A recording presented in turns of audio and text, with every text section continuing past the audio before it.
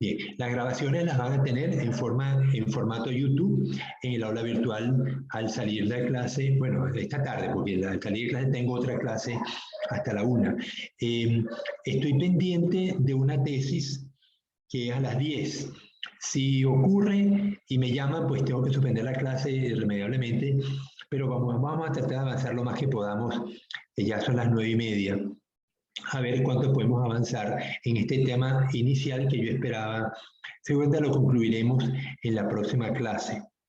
Entonces, vamos a compartir.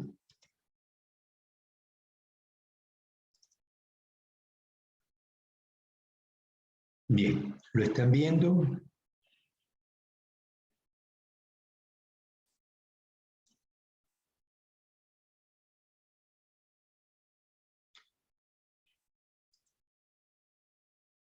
Pero yo no lo puedo amplificar. Ahí sí, profe.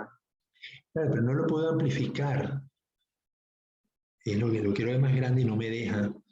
Voy a salirme y vuelvo a entrar. Voy a salirme del PowerPoint. Ustedes siguen tranquilos.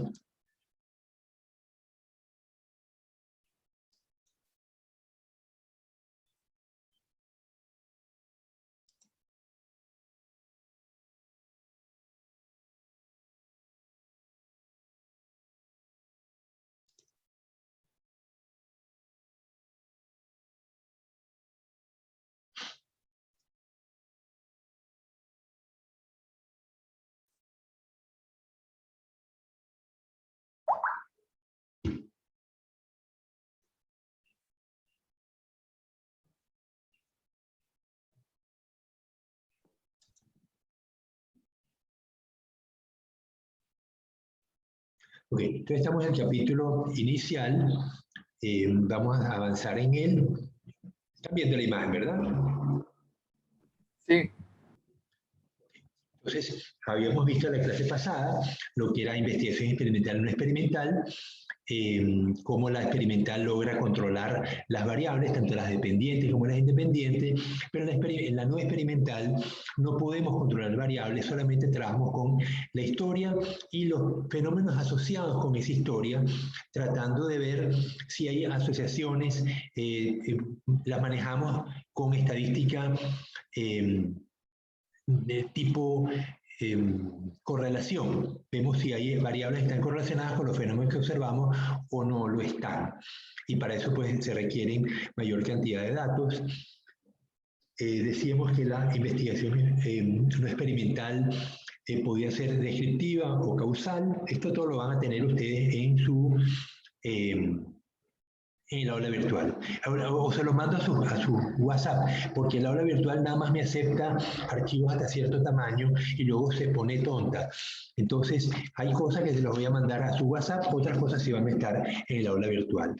Entonces decimos que la investigación, un estudio longitudinal es el que se hace a lo largo del tiempo o entre comunidades, mientras que un estudio de tipo transversal es el que se hace, no experimental digo, es el que se hace en un momento determinado o en una comunidad determinada.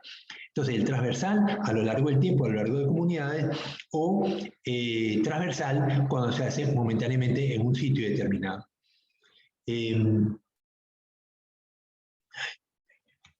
Ya.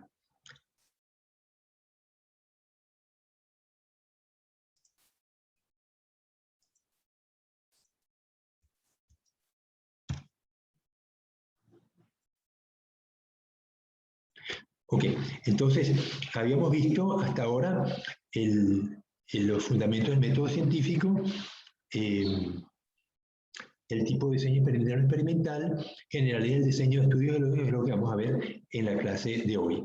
Entonces, muchas de estas cosas ustedes, que son repasos de materias que han visto en anterioridad, lo que necesito es asegurarme que dominamos estos temas para poder avanzar de una manera más segura. Entonces, ¿cuántos tipos de variables conocen?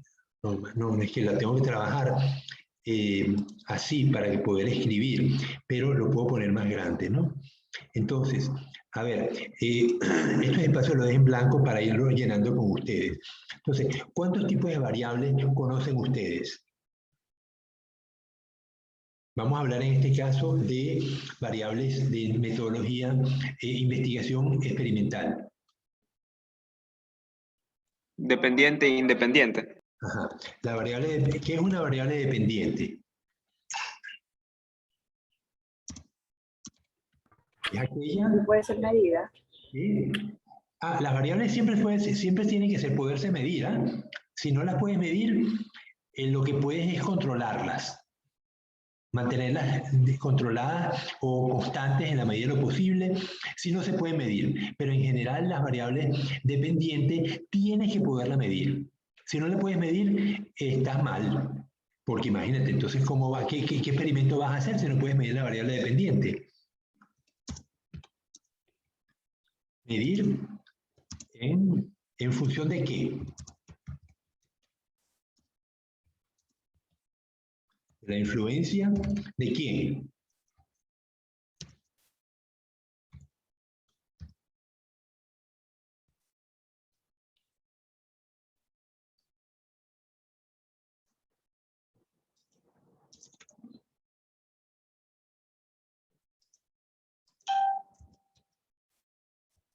Ajá. Entonces, ¿quién me va a influenciar la variable dependiente?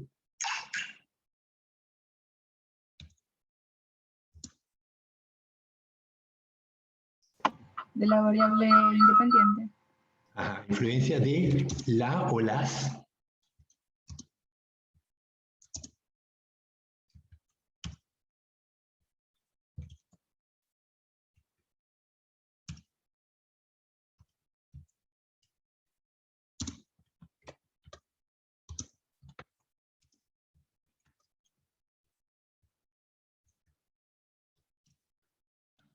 Entonces, yo cuando diseño un experimento, la hipótesis me dice, un fenómeno determinado ocurre por esta razón. La razón son las variables independientes que me ocasionan el fenómeno. Y el fenómeno es la variable dependiente. Yo voy a hacer un experimento para ver si la explicación que estoy dando de ese fenómeno se soporta con la hipótesis o no se soporta. La hipótesis no es más que una explicación de un fenómeno y para eso establezco una serie de variables independientes. El hecho de que yo coloque una maceta dentro de mi casa y siembro una planta y veo que la planta se me orienta hacia la luz de la ventana y se me tuerce y yo quiero que la planta crezca derecha. Entonces se tuerce. Luego, entonces, como yo no me gusta cómo está creciendo la planta torcida, volteo la maceta y se me vuelve a torcer. Y la vuelvo a voltear y se me vuelve a torcer. Entonces, evidentemente, algo está pasando entre la luz y la planta, que la planta tiende a torcerse hacia la luz. Entonces, voy a hacer un experimento para verificar si realmente es la luz que entra por la ventana la que está causando que se me tuerce la planta y luce muy fea. Y yo no quiero que crezca así. Entonces, el experimento sería poner luces en distinta orientación y la variable dependiente será el crecimiento de la planta, la torcedura, ¿no? Hacia dónde va. Entonces, si logro que distintas luces, ya de una manera controlada, con una intensidad constante, pero con distinta orientación, significa que la planta se orienta hacia la luz.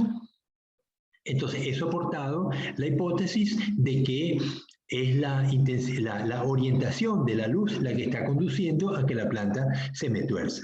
Entonces, la variable independiente en este caso es la luz y la variable dependiente es el crecimiento de la planta.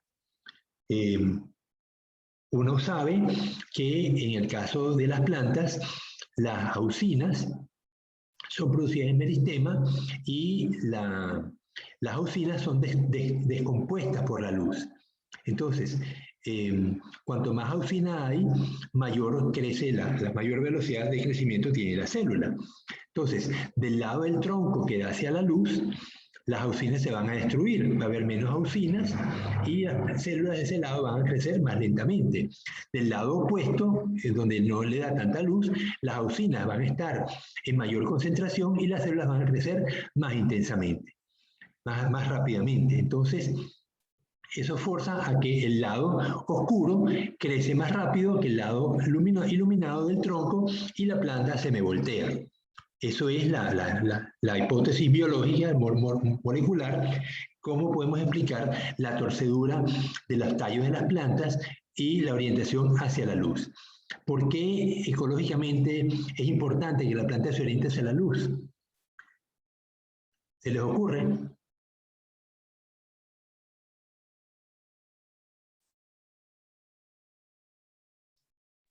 Aprovechamiento de recursos. Claro, en un bosque las plantas están creciendo y forman un dosel que limita la penetración de luz. Entonces, en la medida que las plantas se orientan hacia las zonas más iluminadas, van a crecer más rápido. Las plantas que son sombreadas eventualmente no van a poder crecer porque no les llega suficiente luz. Entonces, en un bosque es un problema de sobrevivencia. Que las que se orientan hacia la luz van a sobrevivir, las que no lo hacen o no lo hacen a la suficiente velocidad van a perecer. Entonces, es básico, es un problema básico. Entonces, la variable dependiente es aquella que se puede medir y es afectada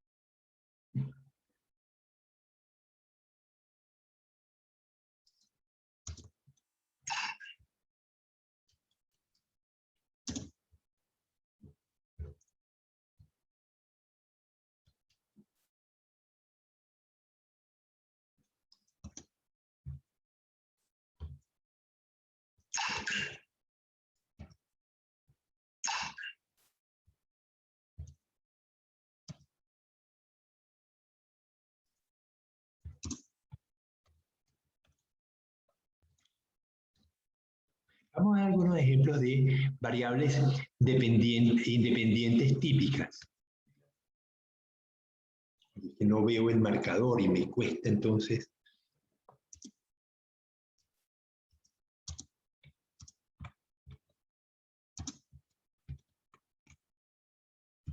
A ver, díganme algunos ejemplos de variables independientes que el investigador suele controlar, suele establecer a priori. Temperatura.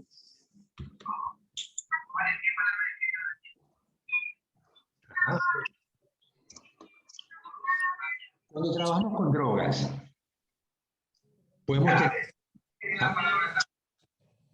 cuando trabajamos con drogas y la influencia sobre tejidos, tenemos distintos tipos de drogas, ¿verdad? Entonces, naturaleza química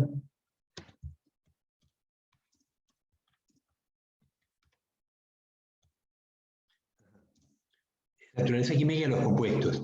Pongamos, en la facultad se han hecho varias tesis donde las macroalgas, extractos de macroalgas, se usan como preservantes de alimentos. Entonces podemos tener algas marrones, algas rojas, algas verdes, y de ellas hacemos extractos y verificamos si nos conservan mejor una salchicha. Las salchichas, acuérdense, no se congelan, se mantienen a temperatura baja, a 4 grados, pero a esa temperatura las bacterias pueden seguir creciendo. Entonces, el uso de sustancias naturales que me ayuden a reducir el crecimiento bacteriano es importante. Entonces, yo puedo usar distintos tipos de algas que supuestamente me van a proveer distintas naturaleza química de los compuestos preservantes. Entonces yo voy a trabajar algas rojas, algas verdes, algas azules, algas marrones. En este caso, la variable dependiente sería crecimiento bacteriano. Y puedo colocar en los extractos, en cápsulas, en el agar, siembro con bacterias y veo en qué condiciones crecen, se retarda más el crecimiento bacteriano, usando distintos tipos de algas. Otra variable independiente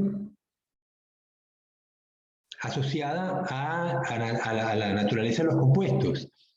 No solamente probamos distintos compuestos, sino que ¿qué le variamos al compuesto?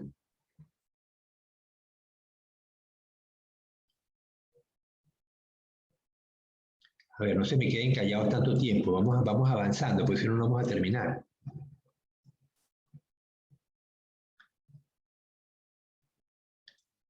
Michael, suponte que...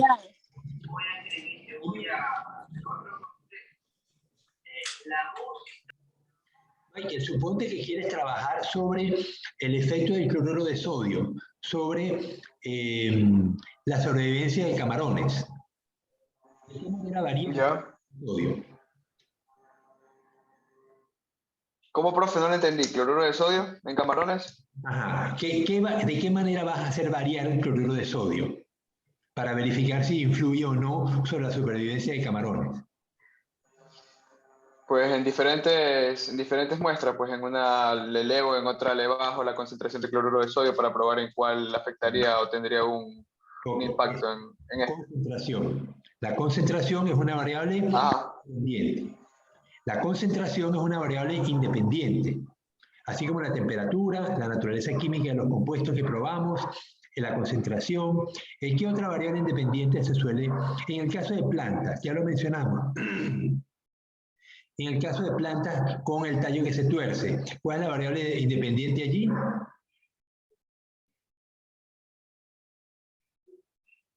La luz. La luz. La luz. La luz puede tener dos tipos de propiedades. ¿Me las pueden decir?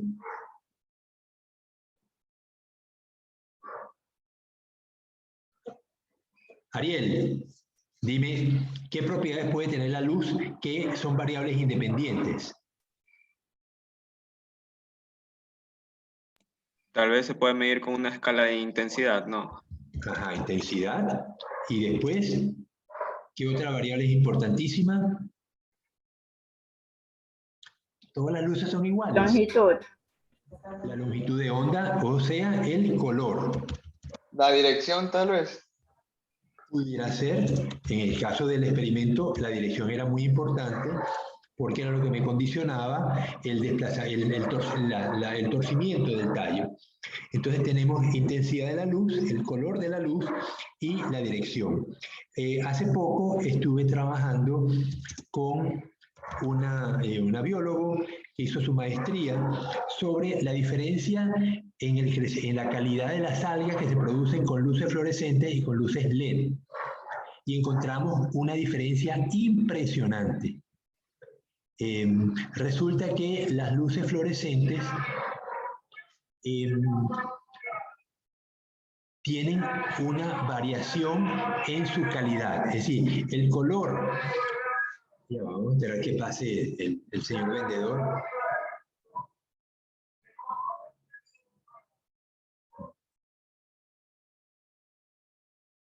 Les muestro el pedazo de la tesis para que vean qué fue lo que conseguimos, porque a mí, yo me sorprendí cuando lo vi, por qué esas diferencias tan grandes en la calidad de la luz según el tipo de lámpara.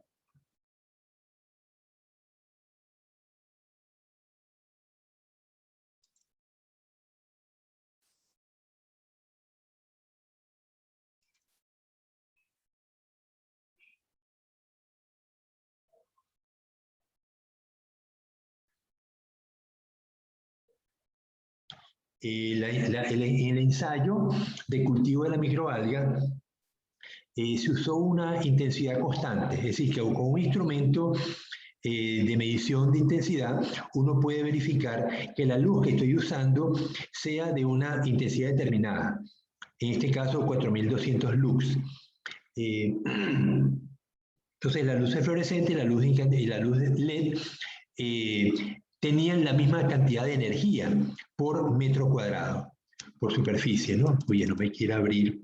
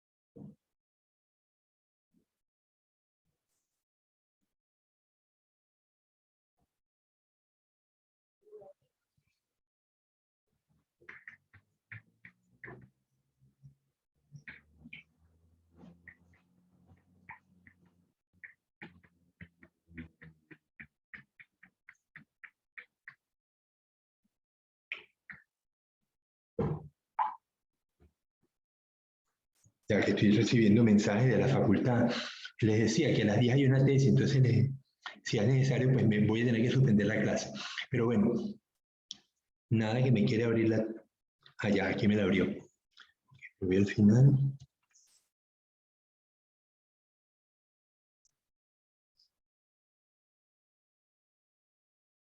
¿Se está viendo esa Universidad Técnica de Manaví? No, se ve point. No, profe. Ya va. Entonces suspendo, paro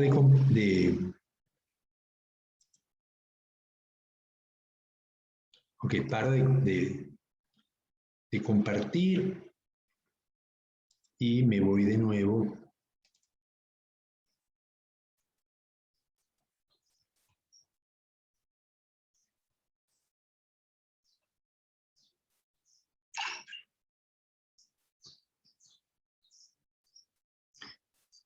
¿Lo están viendo?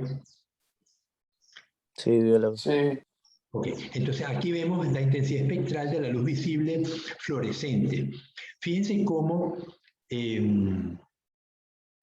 tenemos con los X, en la línea más clara, vemos la luz fluorescente. Vemos que tiene un pico a los 620, otro pico a los 580, luego cae prácticamente a cero, luego un pico a los 550, cae a cero, otro a los 500, a los 490, baja mucho, luego otro a los 440.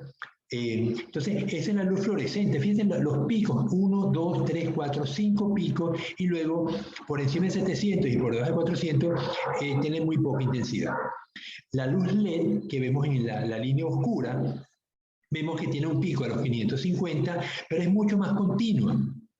Es decir, que estas zonas con cero intensidad que tienen las luces fluorescentes no se manifiestan con las luces tipo LED.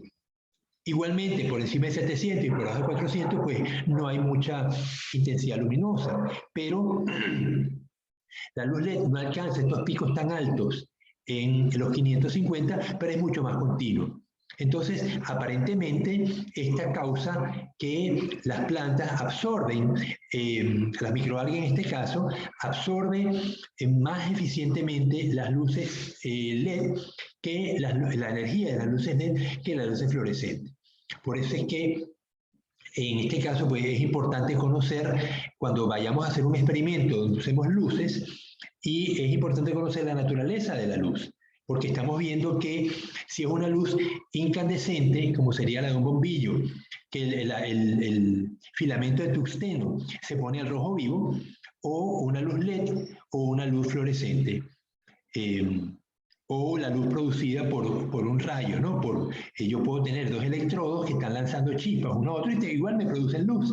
Entonces, cada tipo de luz me produce una calidad diferente de energía que se transmite hacia los objetos que quiero iluminar. Entonces, este detalle les conduce a saber que no puede, cuando vayamos a trabajar con estos temas, con estas luces, tenemos que tener en cuenta la calidad de la longitud de onda en la cual está transmitiendo una luz, aunque todas se veían blancas, ¿eh? El color blanco no es más que una mezcla de colores. Lo sabemos que cuando le ponemos un prisma a cualquier luz blanca, la descomponemos en colores. En el caso de las luces LED, vamos a tener un arco iris mucho más definido, con más variabilidad de colores, que en el caso de las luces fluorescentes, que vamos a tener un arco iris con unos colores que nos van a faltar, ¿no? Bien, eso es lo que les quería mencionar, me parece un dato curioso que uno no está expuesto a estas situaciones con tanta frecuencia. Bien, seguimos entonces.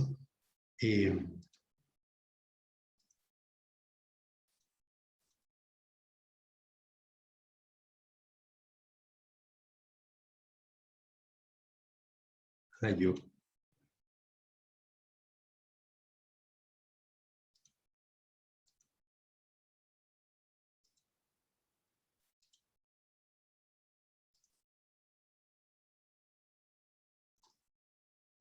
Bien, entonces tenemos ya ejemplos de variables independientes: temperatura, naturaleza química, concentración, luz.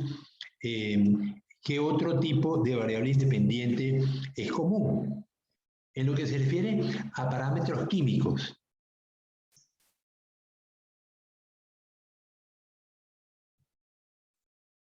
Uno importante, que en biología molecular pues es muy importante que controlemos, que tengamos... El pH, ¿no? pH, correcto. Algunas veces hay que trabajar con soluciones que tengan una osmolaridad equivalente, es decir, aunque tenga distinta concentración de sales, la concentración general debe ser la misma. Si es 0,1 molar, pues debe ser 0,1 molar siempre, no importa quién esté causando la concentración. Entonces, la osmolaridad, porque de la osmolaridad depende la turgidez de la célula. La célula puede contraerse o expandirse según la osmolaridad de la solución que la rodea, ¿no? Aparte de la concentración del compuesto que estamos midiendo en el experimento. Bueno, entonces, nutrientes. Muchas veces uno está probando, cuando está tratando con plantas, uno quiere ensayar nutrientes. Y justamente, bueno, pues nutrientes tienen que ver con lo que mencionamos antes, con los compuestos químicos y su concentración. Bien, entonces, vamos ahora, ya veo que tienen una idea, necesito que estar claro que tenemos una idea suficientemente precisa de lo que son variables independientes. Eso la variable independiente la fija el investigador tanto en su naturaleza como en su intensidad. Luego vamos con variables dependientes. Las variables dependientes van a ser también medidas, yo la puedo medir, pero su naturaleza va a ser asociada a un comportamiento de un tejido o de un organismo. Entonces, el profesor Francisco Navarrete suele trabajar con comportamiento de organismos ante cambios ambientales. Pongamos, él trabaja con distintos niveles de acidez y ve si eso afecta el comportamiento de los camarones, el comportamiento de peces o el comportamiento de invertebrados, caracoles, por ejemplo.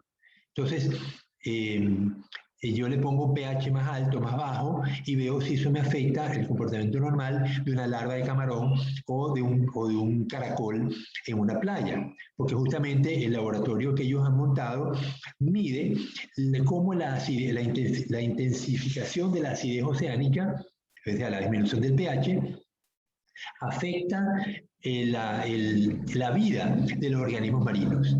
Y como una manera de medirlo es si se afecta el comportamiento.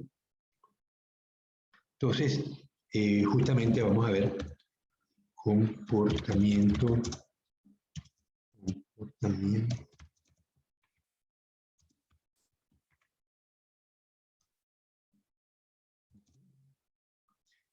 Aunque los vegetales no se mueven, vimos en el ejemplo inicial que el tallo se torcía hacia algún sitio. Entonces, evidentemente el tallo se está moviendo, aunque es un vegetal, pero hay un desplazamiento del tallo, ¿no? Igual que las raíces también se desplazan al crecer y tienen pues un comportamiento determinado. Los animales, por definición, pues son capaces, aunque sean sésiles, ellos se pueden salir o meter en un tubo, aunque son sésiles, ¿no? No se están desplazando por la superficie, pero sí entran y salen dentro de un tubo. Entonces se están moviendo. ¿Qué otra variable dependiente podemos medir? El crecimiento. El crecimiento,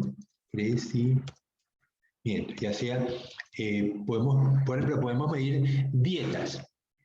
Yo quiero ver con una dieta con distintos contenidos de proteína cómo me afecta el crecimiento de los camarones. Eso va a ser muy típico cuando ustedes se gradúen y vayan a trabajar en una granja, ya sea de peces o de invertebrados, camarones o pepinos de mar o ostras, pues van a ver cómo las distintas dietas me afectan el crecimiento. Puede que la dieta excelente con mayor contenido de proteína induce un crecimiento más acelerado, pero también son mucho más caras. Entonces hay que echar números entre qué es lo que me conviene. ¿Cuál dieta es suficientemente barata, pero que me da un crecimiento adecuado? Porque si uso la más cara, a lo mejor me da un crecimiento más alto, pero el costo es tan alto que no compensa y lo que voy a obtener luego, una vez que haga la cosecha, no compensa la inversión que hice en alimentos, ¿no? Entonces, este elemento de crecimiento es súper importante. Otra cosa que influye, que es muy común que se haga, se mide como variable dependiente en una piscina. Puede ser la mortalidad. Exactamente, la mortalidad o la sobrevivencia, ¿no? Mortalidad o su equivalente, la supervivencia.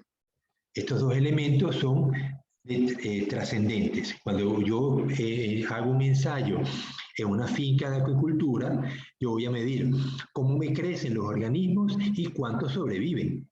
Porque puede que crezcan muy bien, pero sobreviven pocos. O crecen mal, pero sobreviven muchos. Entonces, a fin de cuentas, la biomasa final va a depender de estos dos parámetros, ¿no? ¿Algún otro? Reproducción. Exactamente. Entonces, cuando yo tengo unas gallinas ponedoras, yo quiero probar unas dietas sobre la producción de huevos. Los huevos es un elemento asociado a la reproducción de las aves. Entonces, una dieta más eficiente será aquella que me permite una producción mayor de huevos. Igualmente, yo tengo las camaronas, me producen centenares de miles de huevos, pero una dieta más eficiente me va a producir mayor cantidad de huevos y, por supuesto, mayor cantidad de náuplios. Entonces, el elemento, la influencia sobre la reproducción es fundamental. También la genética, ¿no? Se nos olvida poner arriba, en las variables independientes, cómo la genética me afecta estos parámetros que estamos poniendo aquí.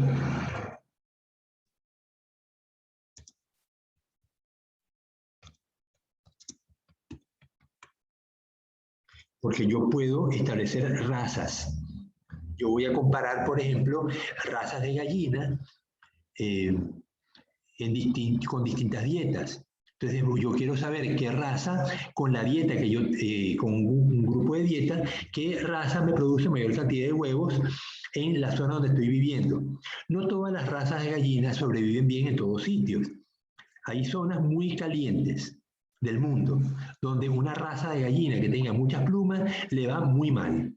Porque el animal, aunque las aves mantienen una temperatura más alta que los mamíferos, de todas maneras, si hace mucho calor, una raza con pocas plumas sobrevive mucho mejor que una raza con muchas plumas.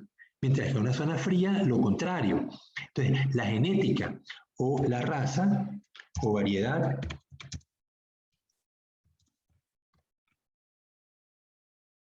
es un componente importante que es de las variables independientes que se fijan antes de comenzar el ensayo, ¿no?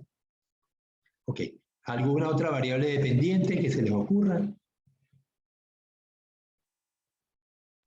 Salinidad podría ser.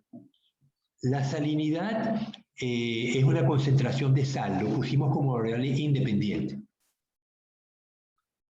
Y muchas veces en camaroneras, cuando la acuicultura de camarones comenzó en Venezuela, todas las empresas que se montaron sabían que el camarón crece mejor cuando la salinidad en la cual se cultiva el juvenil es más baja. Y por lo tanto, todas las empresas se montaron cercanas a ríos. De esa manera podían tener agua dulce, la mezclaban con agua de mar y obtenían una salinidad de unos 25 unidades prácticas de salinidad o 25 gramos por kilogramo de sal, y de esa manera se sabía que el camarón tiene un crecimiento más acelerado que cuando se lo cultiva a salinidad oceánica de 34 a 36 UPS, ¿no? Entonces, pero luego ocurrió que empezaron a poner camaroneras en cualquier sitio, porque la diferencia de crecimiento a veces no era justificada como para hacer la inversión cercana a un río. Además, el río tiene el inconveniente de que el agua de mar, cuando llueve mucho, el río lleva mucho sedimento y el agua de mar se pone muy turbia. Entonces se dificulta la captación de agua para la camaronera. Entonces, si bien los animales crecen mejor, la turbidez del agua dificulta luego el uso de ese agua, el agua de mar. Entonces, estar cerca de un río a veces no se justificaba y por eso muchas camaroneras empezaron igual que en Ecuador, a instalarse en cualquier sitio, ¿no? Bueno, comportamiento, crecimiento, mortalidad, reproducción. Lo importante es que tenemos una idea clara de qué son variables dependientes y qué son variables independientes, que ambas se pueden medir, que ambas tienen medirse con cierta precisión, pero no siempre es fácil medirla. Por ejemplo, ¿cómo medir comportamiento animal? ¿Qué es lo que usa el profesor Navarrete para medir comportamiento? ¿Lo han visto? No, no lo he visto. Eric, ¿has tenido la oportunidad de ver alguna tesis de los profesores Navarrete y la profesora Patricia? No, profe. Ya. Bueno, ellos usan una arena, lo que llaman una arena, ¿no? Que es un recipiente con unas rayas abajo. O sea, lo llenan de agua, es como una piscina, un acuario, pero abajo, el acuario tiene unas cuadrículas en el fondo y colocan el animal y encima colocan una cámara. Entonces, el animalito se coloca en la arena, en el medio o un extremo, y lo sigues con una filmación. De tal manera que tú ves en el tiempo qué hace el animal y cómo se mueve y cómo está cuadriculado. Puede hacer mediciones de la velocidad de desplazamiento, de la dirección de desplazamiento y la velocidad a la cual va. Si el animal se queda quieto mucho tiempo, si se mueve, etcétera, ¿no? Pero entonces para medir comportamiento, usan filmaciones, que luego las puedes reproducir en cualquier momento. Por ejemplo, cuando el biólogo Palma hizo la presentación de su tesis, él indicaba cómo los erizos de mar, que en teoría son herbívoros, se comportaban como depredadores. Y él mostraba en la película que pasó durante su tesis cómo la poslarva de un camarón se acercaba al erizo y lo tocaba. En cuanto la poslarva tocaba el erizo, las espinas del erizo formaban una celda y bloqueaban, impedían que la poslarva huyera. Y luego con los pedicelarios, en la superficie del erizo, capturaban la poslarva y la iban trasladando hacia la boca del erizo y se la comían. Entonces, en este caso, se evidencia que el erizo no es solamente un herbívoro, que es lo que mayormente ellos comen, sino que también se comportan como depredadores. Y eso lo hicieron a través de una filmación, ¿no? Bien. Permíteme un momentito que voy al baño ya.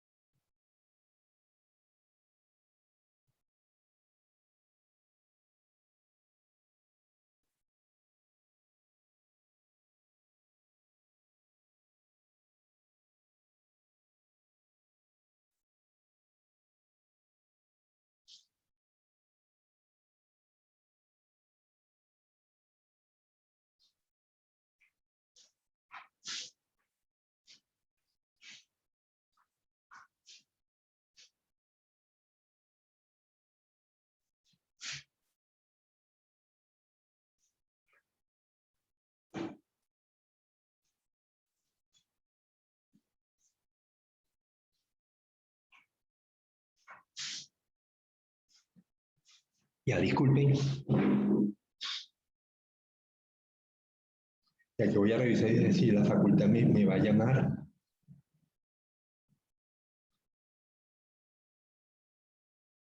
Bueno, no hay mensaje, así que cosas que, bueno, así que seguimos la clase, no me han llamado para la tesis.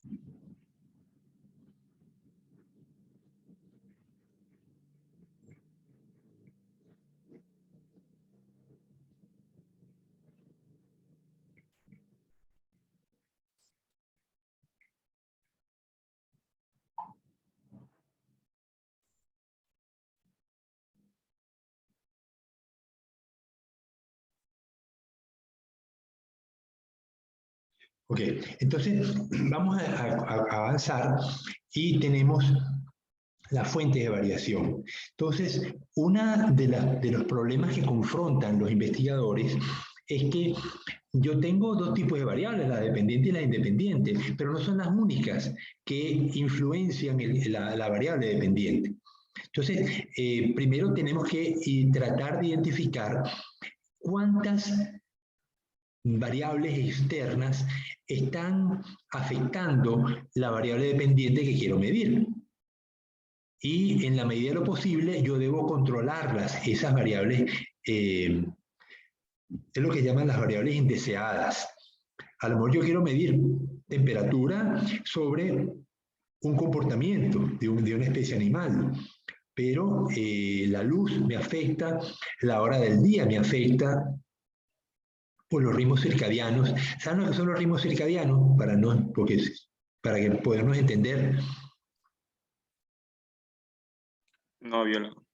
No ha oído esa palabra. De todas maneras, ¿qué les suena? Circadiano. ¿A qué les suena esas dos palabras que son griegas? Son latinas, perdón. Circa, ¿qué palabra se le parece a circa?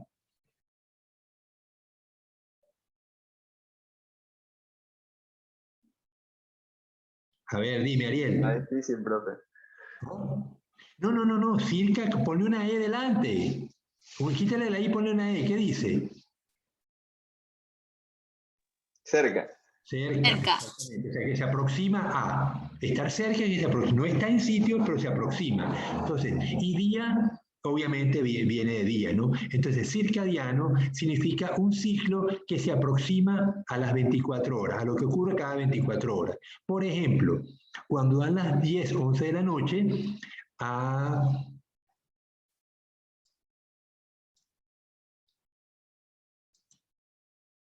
Melina le da sueño. Y a las 6, entre 6 y 7 de la mañana, Melina se despierta. Aunque quiera seguir durmiendo, pero se despierta.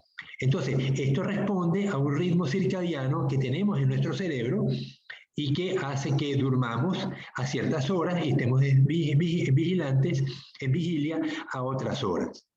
Y cuando nos vamos a otro país, pues empiezan los problemas, porque si nos vamos a Australia, que tiene exactamente las horas contrarias de Ecuador, cuando ellos están despiertos, nosotros estamos durmiendo.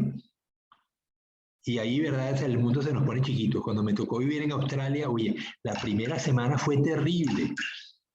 Porque claro, ellos estaban tranquilos y yo debería estar durmiendo y yo estaba allí trabajando. Así que, ¿la solución cuál fue? Cuando llegó el viernes, yo llegué un miércoles. Cuando llegó el viernes, dormí como 20 horas. Duerme todo el día, profe. Prácticamente. Entonces, al dormir 20 horas, claro, me paraba a comer y seguía durmiendo, ¿no? Pero se solucionó el problema. Ya al el siguiente lunes ya estaba normal, me paraba a las 7 de la mañana y me acostaba a las 11 de la noche y dormía normal. Pero, cónchale, esa primera semana les juro que fue terrible. Esa ruptura del ritmo circadiano, ¿no? Entonces, por eso cuando uno tiene este proceso de ritmo circadiano, y todos los animales lo suelen tener, en las plantas también se da porque a fin de cuentas las plantas responden a la salida y caída del sol. Entonces, obviamente el animal tiene un comportamiento más independiente del fenómeno físico de la luz. Yo puedo estar en plena oscuridad o en plena claridad y de todas maneras respondo al ritmo circadiano al cual venía acostumbrado. La planta no, la planta responde si hay luz y si no hay luz no responde. No hay un problema de memoria. En el caso del animal, sí, en el cerebro se producen unas sustancias químicas que son las que inducen la variación en el comportamiento y por eso nos da sueño a ciertas horas y estamos en vigilia en otras horas. Bien, entonces la fuente de variación hay que determinarlas, hay que tratar de controlar esas variables indeseadas que nos perturban el experimento, pero que no queremos trabajar con ellas. Entonces, a veces tenemos que hacer experimentos complejos o invertir en ambientes particulares donde tengo controlada la temperatura, tengo controlada la luminosidad para mantenerlas constantes y que sea la variable independiente la única que yo creo que es la que me está afectando. Pongamos ustedes qué variables me va a costar, puede estar influenciando y no la puedo o me cuesta mucho controlarla. Las radiaciones electromagnéticas, la presencia de celulares alrededor del experimento. Entonces, dirán ustedes, bueno, pero ¿qué posibilidad hay de que un experimento que yo monte con langosta espinosa me va a responder a este problema? Pues miren, cuando yo estaba estudiando, tenía la edad de ustedes y empecé a ir al Instituto de Investigaciones Científicas en Caracas, yo veía que en ciertos laboratorios los investigadores se metían en unas jaulas. Eran jaulas construidas con malla metálica dentro del laboratorio. O sea, el investigador tenía su laboratorio normal con la oficina y los mesones y los instrumentos, pero había un sitio con una mesa dentro, una silla, unos microscopios, unos electrodos, unos osciloscopios dentro de una jaula de metal. Y yo le preguntaba, bueno, pero ¿por qué hace falta meterse dentro de una jaula de metal para hacer el ensayo? Y es que ellos trabajaban con biofísica, con respuesta eléctrica del nervio. El nervio podía ser un nervio de calamar o un nervio de otro organismo animal, y las perturbaciones electromagnéticas fuera de la jaula afectaban la medición del potencial del nervio. Entonces se tenía que meter dentro de la jaula, y eso impedía y eso les permitía estar libres de perturbaciones electromagnéticas. Este mismo principio se usa en las minas. Ustedes saben que las minas de carbón son un problema porque el carbón se ha ido acumulando durante millones de años por bosques que hubo en la antigüedad, sobre todo en el periodo cámbrico, ordovícico, y había pues grandes bosques. Esos grandes bosques muchas veces quedaban cubiertos con derrumbes, lo que hubiera, y la madera pues no se descomponía, sino que con la presión y el calor se convertía en carbón. Y hoy en día, pues millones de años después, explotamos ese carbón. Pero las minas de carbón también tienen huecos donde se acumulan los gases, y esos gases pueden ser gases combustibles, tipo metano, tipo etano, los gases tipo alcano, ¿no? Entonces, cuando los mineros trabajaban en las minas, antes de usar luz eléctrica en las linternas, usaban carburo. El carburo es una piedrita que al caerle agua produce eteno, CC con doble enlace, ¿no? 2 carbonos con doble enlace. Ese eteno es un gas combustible y produce una luz muy brillante. Entonces ellos se ponían el casco y tenían la lamparita le ponían las piedritas de carburo, el depósito de agua, y controlaban el goteo de tal manera que según las gotas de agua fueran cayendo, se producía más o menos eteno y la luz se hacía más brillante, ¿no? El problema es que es una llama lo que ellos tenían en el casco. Entonces te imaginas, es como prender un fósforo en una cocina donde tenemos una bombona abierta que está descargando gas butano. Entonces, muchas veces el minero entraba a una cavidad nueva, llena de gas, con la lámpara prendida, y había una explosión. Y quedaban entonces atrapados o se morían de la explosión. Entonces, una manera de cómo se controló esto fue colocarle a las lamparitas una malla metálica que permitía la salida de luz, pero impedía que los gases con alta energía salieran del recipiente de la lámpara y pudieran hacer combustión con gases en una cueva, en una cavidad nueva.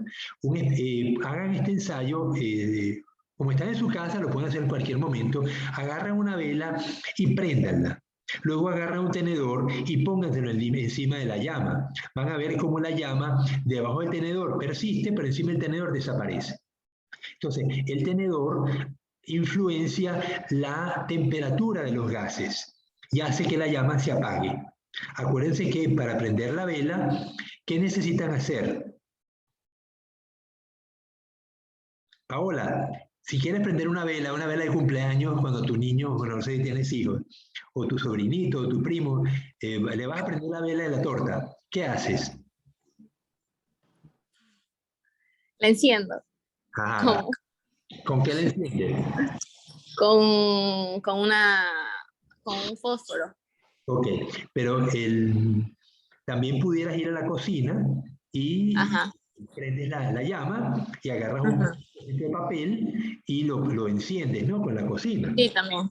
Pero para encender la cocina, ¿qué necesitaste? Gas. ¿Qué? Ajá, combustible, sí, pero el gas solo no se prende. ¿Qué más hiciste? Le diste la llave para hacer que el gas salga, y después, para que salga la llama. Moví no sé, moví la cosita de la cocina. La cocina, no será el disparador de la chispa. ¿Electricidad qué? Hay cocinas que no son eléctricas.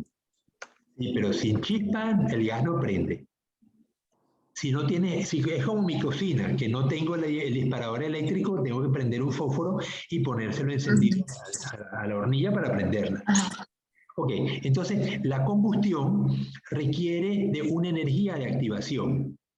En el caso de la cocina eléctrica, la energía de activación la da una chispa. Esa chispa enciende el gas. En el caso de los fósforos, el roce de la cerilla del fósforo contra la pared rugosa de la caja de fósforos me provoca calor y ese calor me hace encender el producto fosforado que está en la punta del fósforo. Y eso me enciende, y eso es lo que me permite prender la cocina o la vela. Entonces, el tenedor, cuando lo pone sobre una vela encendida, el metal que separa el tenedor enfría los gases y hace que la energía de activación desaparezca y por lo tanto los gases se apagan.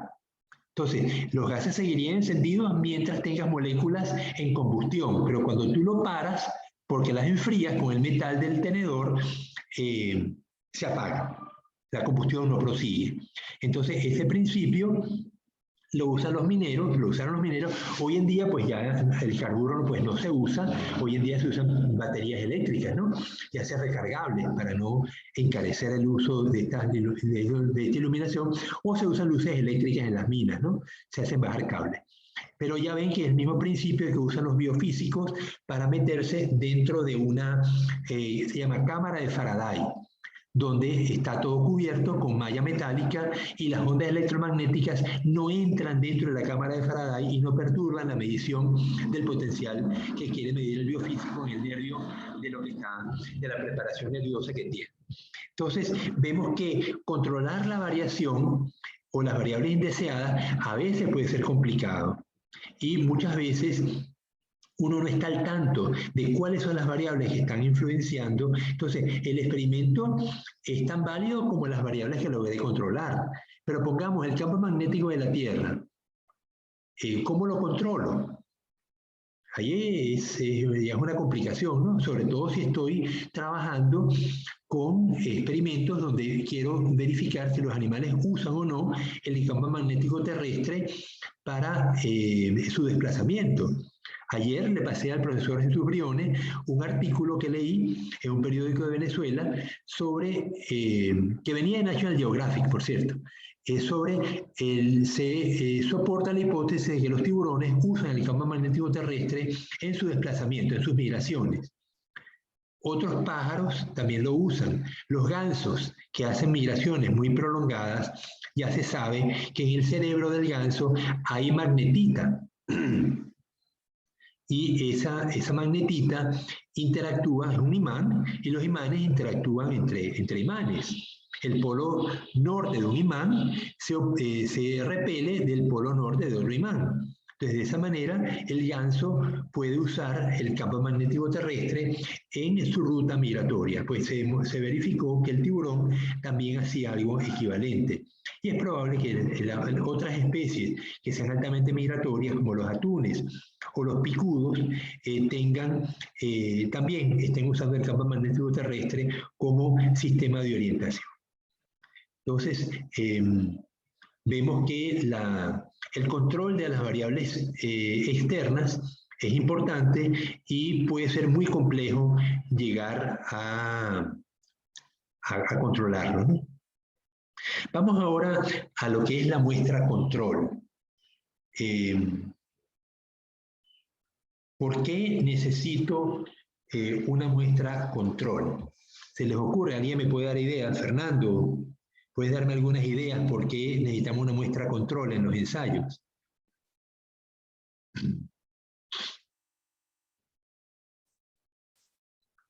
Fernando, ¿estás vivo? Se fue a tomar. Porque a partir ver, será porque a partir de las muestras control vamos a sacar conclusiones de cómo va nuestro experimento. Bueno,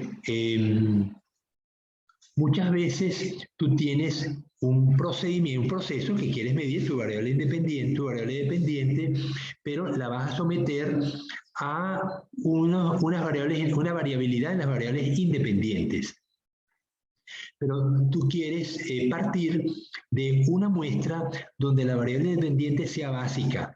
Pongamos, yo quiero medir el efecto del pH sobre el crecimiento de una almeja. Entonces, el pH control, ¿cuál sería? Yo voy a variar el pH, pero ¿cuál voy a considerar que es mi pH control? De 7. No necesariamente. ¿De dónde viene la almeja en primer lugar? Tiene que ser el pH que esté asociado con el medio en donde esta especie habita. Es correcto. Entonces, si es una almeja marina, como una ostra, la Striostrea prismática, que es la ostra nativa de Manta, de Ecuador, yo busco el pH que hay en el agua donde saqué la almeja, que debe ser un pH de 8,2, de 8 a 8,2. Y yo en base a eso, ese es mi pH control. O sea, no variación al ambiente. Y luego entonces lo empiezo a variar, le pondré 8,4, 8,6 o 7,8, 7,6, 7,4. No lo puedes bajar mucho ni subir mucho porque el pH es sumamente, afecta en gran medida el funcionamiento enzimático. Y si lo varías mucho, puedes matar al organismo o simplemente deja de crecer. Pero entonces uno trata de asemejarse al ambiente con las variables de control. Y es en base a eso que yo puedo deducir si realmente tuve un efecto sobre la variable dependiente en base a mi experimento. Si no tengo un control, va a ser muy difícil que yo concluya que tuve efecto sobre la variable dependiente.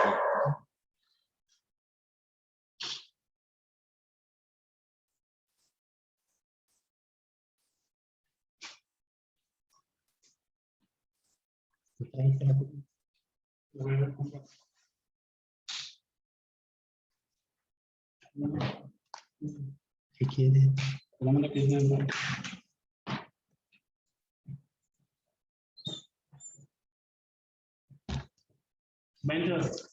¿Tienes la cuenta? Ajá, y los 5 de la mía. Deposita 19.50, no me lo dio.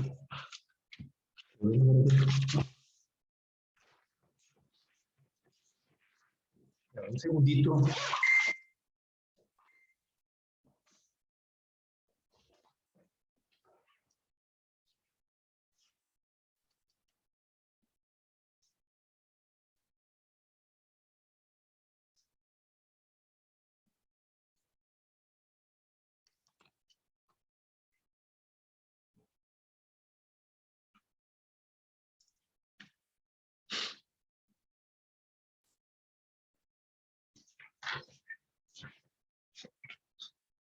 Bueno, entonces,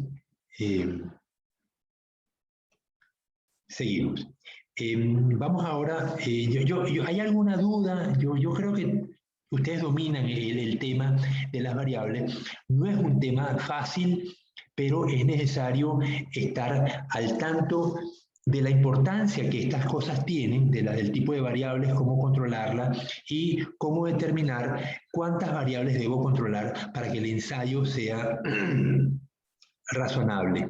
Si yo no controlo suficientes variables, puede que lo que yo detecte no sea válido. Y cuando voy a la revista a publicar mis investigaciones, no me acepten, los árbitros rechacen la publicación porque no fui suficientemente cuidadoso en controlar las variables que me podían influir en mi experimento. Entonces, la cuestión es realmente seria y muchas veces requiere la consulta con expertos. Porque a mí se me puede ocurrir controlar cierto tipo de variables, pero yo puedo consultar con mis colegas en Ecuador o en otros países y ellos me van a sugerir, bueno, mira, se acaba de demostrar que tal variable que no solíamos controlar, hay que controlarla también. Entonces yo modifico mi ensayo y incluyo esa variable nueva que ni siquiera había pensado que me podía estar influenciando. Entonces piensen lo crítico que esto significa, que yo puedo haber invertido tiempo y dinero en algo y que por no controlar suficiente número de variables, el experimento se me invalida, lo cual es terrible, ¿no? Bien, ¿alguna duda, alguna pregunta?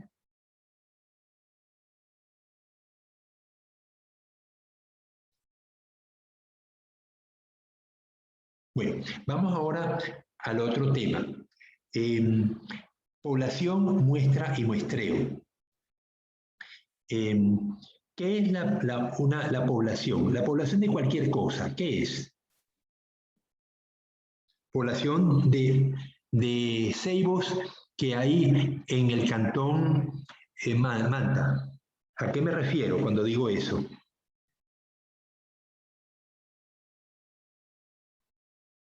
Melina, dime. ¿No es una cantidad de organismos que viven en un lugar determinado? Ajá, de organismos de una especie o de un sexo que viven en un lugar determinado, un área específica. Entonces, eso es población y son individuos que pertenecen a la misma especie y se reproducen entre sí, porque si es especie es los organismos que se reproducen entre sí, de lo contrario, pues, si no es así, no es especie, ¿no? Entonces aquí estamos hablando de los ceibos que hay en el Cantón Manta y los puedo contar. Puede que sea difícil contarlos, pero puedo llegar a contarlos. Entonces, si esa es población, entonces una muestra, ¿qué es? Es el número de individuos de una población. Sí, pero la población puede tener millones de individuos. La pequeña parte de se toma la pequeña parte de una población para hacer un estudio. Eso es lo que sería una muestra. Es un grupo de organismos de una población que los selecciono de alguna manera y los voy a estudiar. Eso es una muestra. Y lo que en la definición de muestra está implícito que esa muestra es representativa. Entonces, traduzcamos eso. ¿Qué significa que una muestra es representativa?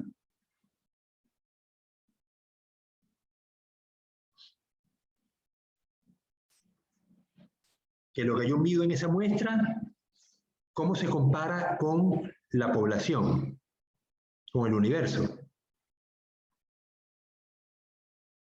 ¿Se asemeja o no se asemeja? Yo no puedo, dime, Eric. Sí se asemeja, sí. Sí se asemeja. Es decir, yo no puedo medir la población completa, saldría carísimo, es imposible, pero sí puedo medir una muestra. Ahora, la muestra puede ser representativa o no. Si es representativa, significa que lo que yo mida en esa muestra va a ser una aproximación buena de la población que quiero caracterizar. Si la muestra no es representativa, voy a medir una cosa que no representa realmente a la población. El problema de los números. Cuando yo tengo una muestra muy pequeña, y además la manera como la recogí puede que no sea representativa. Pongamos que yo quiero saber si los estudiantes de la ULEAN les gusta el helado de chocolate. Entonces, voy por un pasillo y los primeros 3 estudiantes que veo les pregunto si les gusta el helado de chocolate. Uno me dice que sí y 2 me dicen que no. Concluyo que el 33% de los estudiantes de la ULEAN no les gusta el helado de chocolate. Pero la muestra es de 3 en 21.000 estudiantes que constituyen la ULEAN. Entonces, esa muestra, ese 33% que les disgusta el helado de chocolate, ¿es representativo? ¿Qué creen? No. Primero, ¿la muestra es grande o muy pequeña? Muy pequeña. Por una parte. ¿Y cómo la recogí? ¿Fue aleatoria o no aleatoria? No aleatoria. Yo agarré los primeros que conseguí, les pregunté y saqué conclusiones. Entonces, esto es una manera muy deficiente de trabajar. Si yo hubiera escogido no una muestra de 3, pero es una muestra de 30, y los selecciono al azar, yo le pido al profesor, a la secretaria de la universidad, deme la lista de los estudiantes que están inscritos.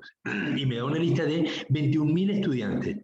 Yo con una tabla de números al azar selecciono 30 estudiantes entre esos 21.000, los llamo por teléfono y les pregunto, ¿te gusta el helado de chocolate? Entonces, de esa muestra de ahora de 30 estudiantes, que sigue siendo pequeña, pero la manera como la seleccioné implica que cualquiera de los 21.000 estudiantes pudiera haber quedado en esa muestra porque lo hice aleatoriamente. Entonces, esta manera de recoger la muestra, aún una muestra de 30 estudiantes que no es tan pequeña, me asegura representatividad. Si yo pudiera, ¿cómo verifico yo que realmente la muestra es representativa? Elevo el número. Primero lo hago con 30, luego lo hago con 60, luego lo hago con 100, luego lo hago con 300, luego lo hago con 3000. Es decir, entonces la pregunta es, ¿cómo el porcentaje de estudiantes que les disguste el helado de chocolate aumenta o disminuye cuando aumento el número de estudiantes a quien le pregunto? Entonces, yo puedo graficar número de estudiantes en el eje de las X y porcentaje de estudiantes que les disgusta el helado de chocolate. Entonces, con 30, con 60, con 100, con 300, con 3000.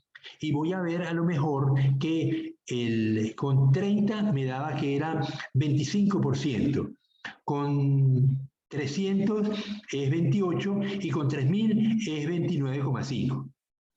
Entonces, realmente, de 28 inicial, de 25 inicial, solamente me cambió 4% cuando usé 3000 estudiantes. Es un esfuerzo monstruoso para solamente mejorar un porcentaje muy pequeño con respecto a lo que yo primeramente medí. Por eso les digo, una muestra de 30 estudiantes es una muestra bastante buena en la mayoría de los estudios que hacemos los biólogos.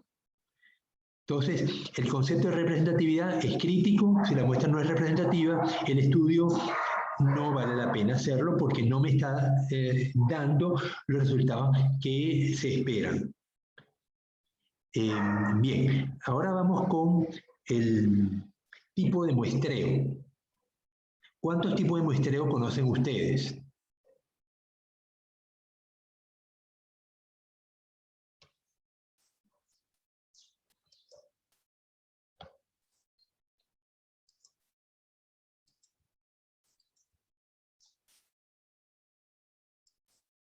A ver, ¿quién me ayuda? Saraí. Aleatorio. Ajá. Entonces tenemos los muestreos, pueden ser, vamos a ponerlo aquí.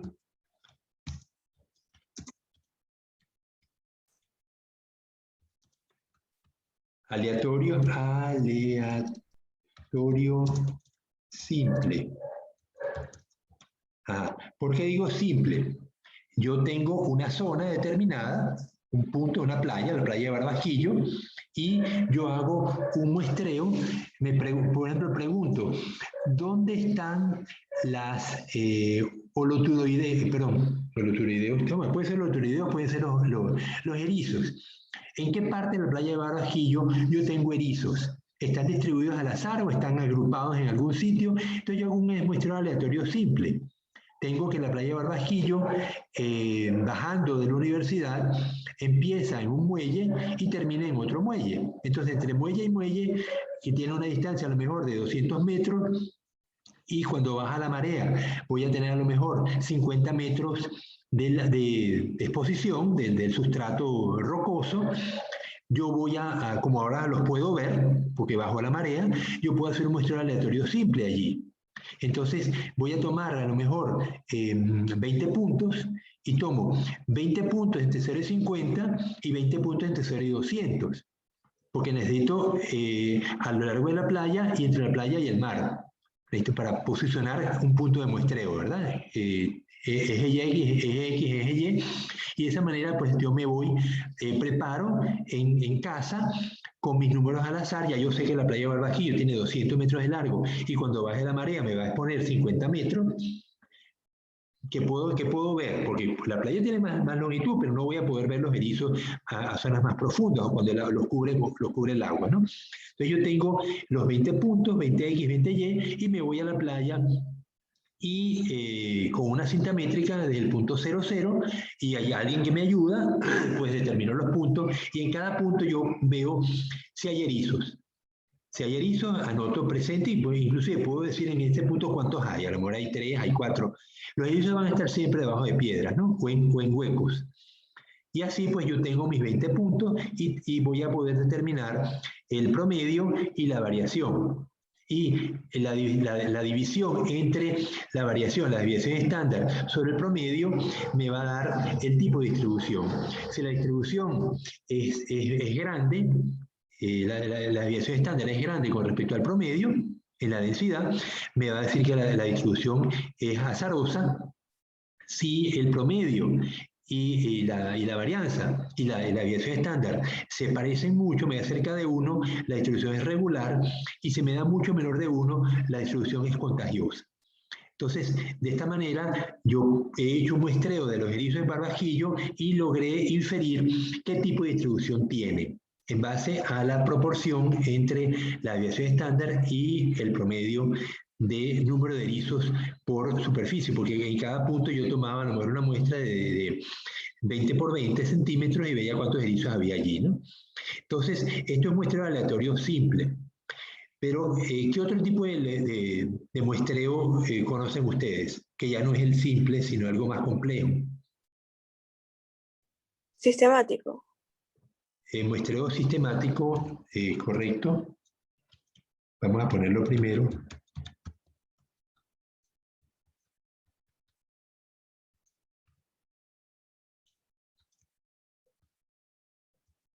¿Qué es el muestreo sistemático? ¿Me lo explicas?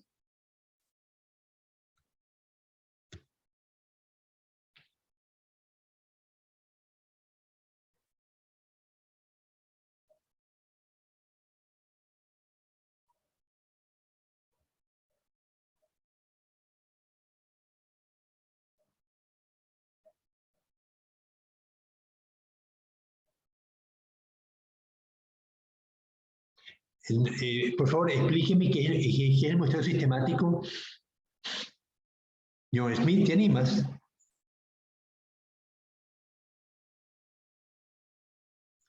No es nada complejo, ¿eh? Es el que se hace a una población aleatoria.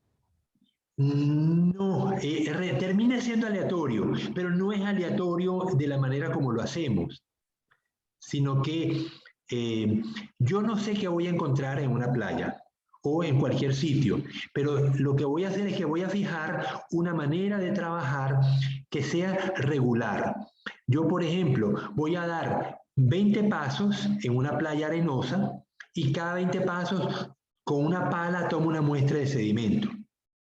Entonces, como yo no sé qué voy a encontrar en cada 20 pasos, el muestreo está resultando absolutamente aleatorio. Pero lo estoy haciendo de una manera sistemática. Empiezo en un extremo de la playa y cada 20 pasos me paro, tomo una muestra y sigo. 20 pasos más, otra muestra, y así tengo las 20 muestras. Las muestras son recogidas de manera aleatoria, pero de una manera sistemática.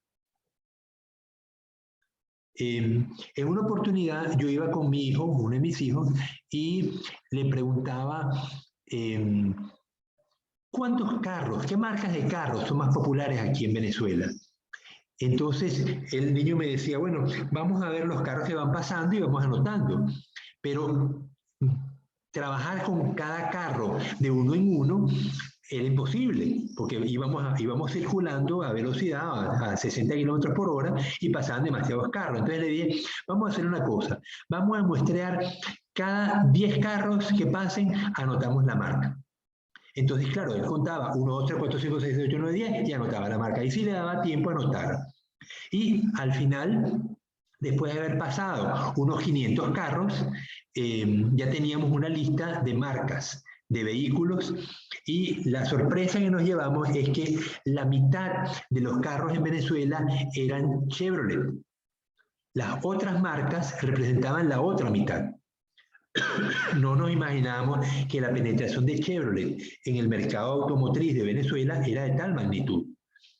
Aquí en Ecuador, pues si hiciéramos lo mismo, veríamos que Chevrolet es muy importante también, pero quizá tan importante como lo es Hyundai o lo es Kia.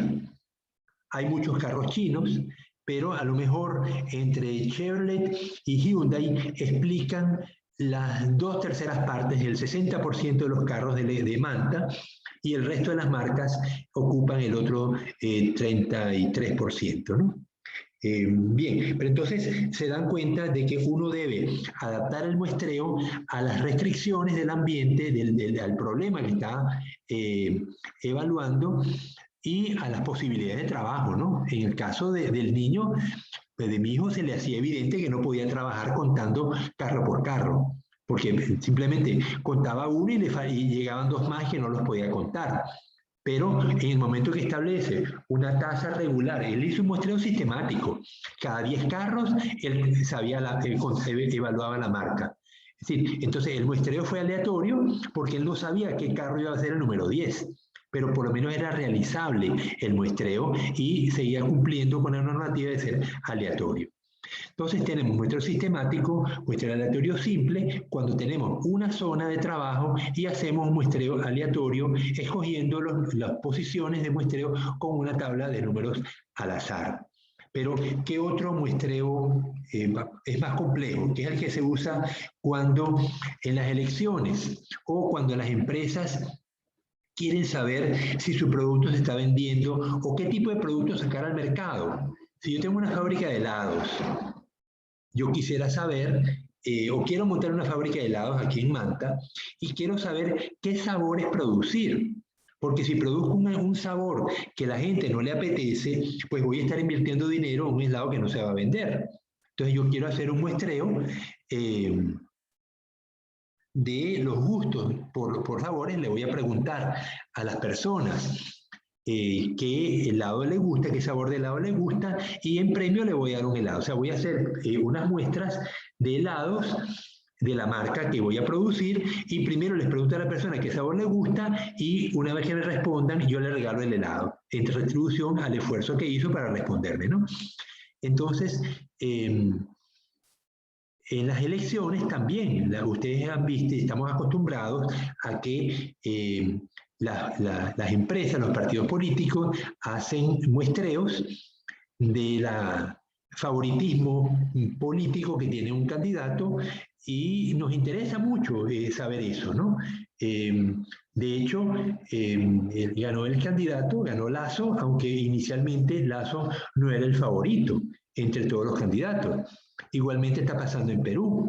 El candidato que ganó, que no que ganó, sino que tenía mayor preferencia en la primera vuelta, el candidato izquierdista, y sin embargo quedó con Keiko Fujimori, y ahora Keiko va subiendo en las encuestas y el otro va bajando.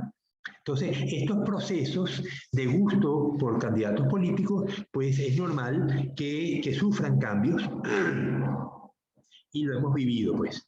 Entonces, para nosotros este tipo de tema es muy familiar, pero necesito que entonces me digan qué es el tipo de muestreo que hacen las compañías que hacen encuestas de inclinación política o gustos por cierto tipo de comida o por tipos de prendas de vestir. ¿Cómo se llaman ese muestreo que me varía en intensidad según la zona? O sea, Ecuador tiene ciudades de muy distinta densidad. La ciudad más densa es Guayaquil. Más densa no necesariamente, la densidad es número de habitantes por hectárea.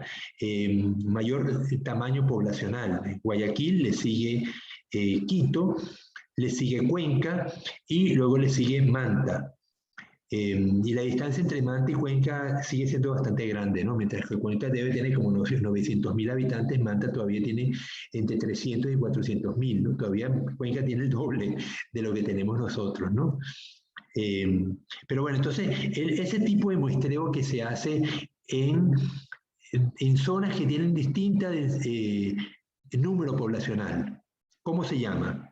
No es estratificado. Estratificado. Entonces sigue siendo aleatorio, estratificado. Entonces,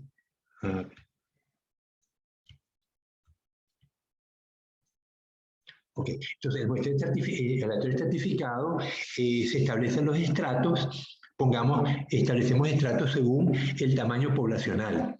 Entonces, a las zonas que tienen mayor número de población, le vamos a asignar X número de encuestas. Vamos a entrevistar a una persona por cada 100.000 habitantes. Entonces, el Ecuador tiene 17 millones de personas, pero ¿cuántos votan? votan a lo mejor 10 millones.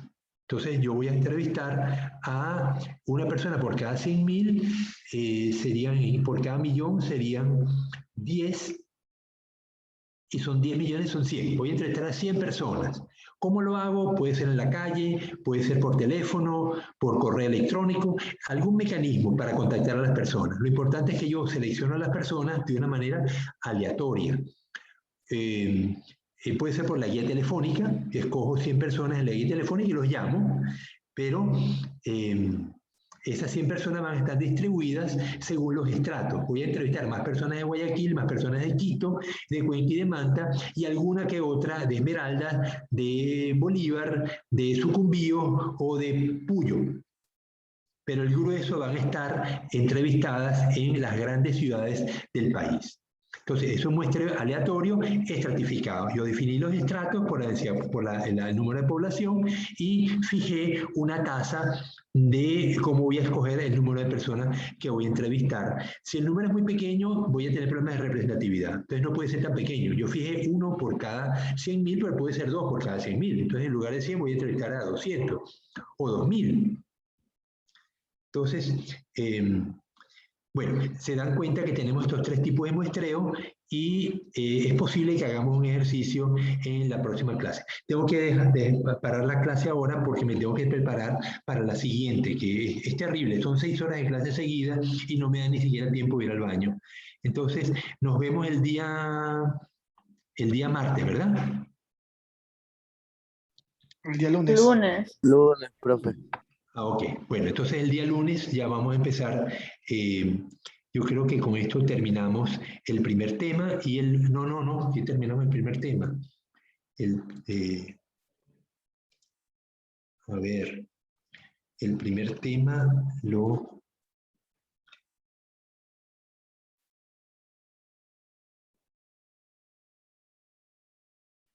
Bueno, el lunes le pongo el deber, que es un deber muy sencillo. Vamos a trabajar con las pruebas estadísticas más comunes que se usan en investigación biológica y el uso de paquetes estadísticos es la última parte de este tema. Entonces, el lunes le doy las instrucciones de cómo vamos a hacer el ejercicio de determinar las pruebas más comunes. Bueno, jóvenes, paramos de compartir y nos vemos entonces el lunes a las 7 de la mañana. Hasta luego, biólogo. Hasta luego. Gracias, biólogo. Chao.